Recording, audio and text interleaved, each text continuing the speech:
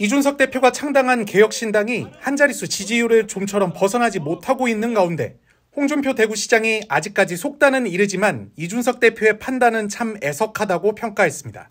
홍 시장은 30일 자신의 SNS에 올린 글에서 지난해 11월쯤 이준석 대표에게 내년 선거는 극단적인 좌우 대결이 되기 때문에 제3지대가 설 자리가 없다.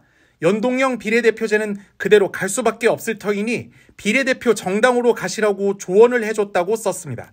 그러면 최소한 7, 8석은 가능해 이 대표도 국회에 수월하게 등원하고 차기 대선 캐스팅 보트도 줄 수 있을 것이라는 점 때문이었다는 겁니다.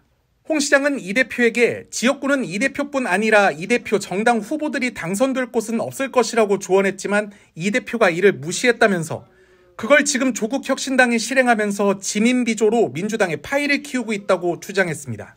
홍준표 시장은 지난 21일에도 SNS를 통해 지민비조 프레임이 먹혀 민주당은 지역구에서 약진하고 있고 정권 심판론에 편승해서 비례대표는 조국신당이 국민의힘과 대등한 수준으로 치솟고 있다고 밝힌 바 있는데 오늘은 과거 대화를 공개하며 이준석 대표에 대한 안타까운 마음을 전한 겁니다.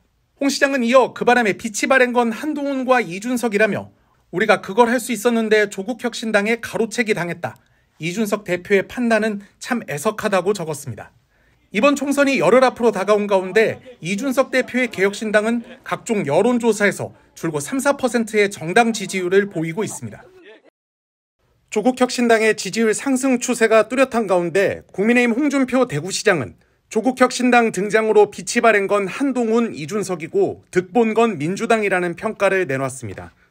홍 시장은 오늘 자신의 SNS에 올린 글에서 지역구는 민주당, 비례정당은 조국혁신당을 뜻하는 조국 대표의 이른바 지민비조 프레임을 언급하며 이같이 말했습니다. 홍 시장은 지민비조 프레임이 먹혀 민주당은 지역구에서 약진하고 있고 정권 심판론에 편승해서 비례대표는 조국신당이 국민의힘과 대등한 수준으로 치솟고 있다고 주장했습니다.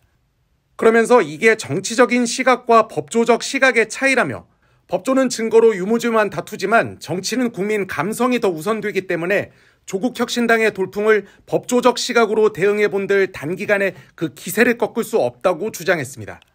국민의힘이 조국혁신당 주요 인사들을 겨냥해 하급심 유죄가 확정되거나 현재 재판을 받고 있는 점 등을 공략하고 있지만 효과가 크지 않을 것으로 내다보는 한편 제3지대를 선점하는 듯했던 개혁신당 이준석 대표의 파괴력도 반감될 것으로 분석한 겁니다.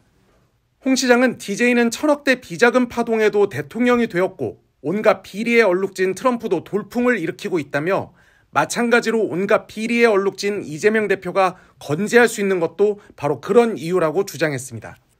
홍 시장은 그러면서 선거가 윤석열 대 조국 2차전 양상으로 가면 지금은 우리가 불리하다며 이런 사태가 오기 전에 더 빨리 정무적 대처를 해야 했는데 내부 주도권 갈등만 부각되니 참 안타깝다고 덧붙였습니다.